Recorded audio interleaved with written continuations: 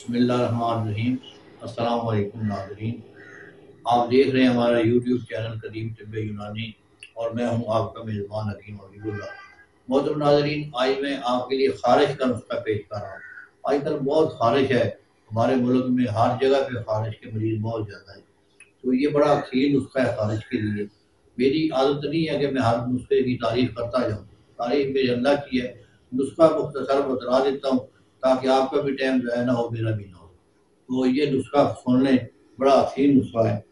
कुशवा 2.5 तोले, ग्लोर 2.5 तोले, मुंडी बूटी 2.5 तोले, चरैता 2.5 तोले, पापड़ा 2.5 तोले, टाली के साग शीशम, शीशम के साग 2.5 तोले, पत्ते शीशम 2.5 तोले, नीम के पत्ते 2.5 तोले, तुखम नीम का साग, 2.5 तोले।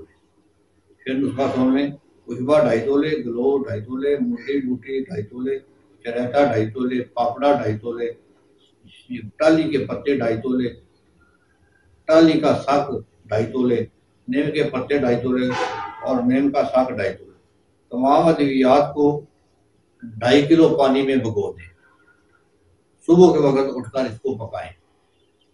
तो जब पानी 1 किलो रह जाए तो उतार कर इसको ठंडा करके पुन छान लें।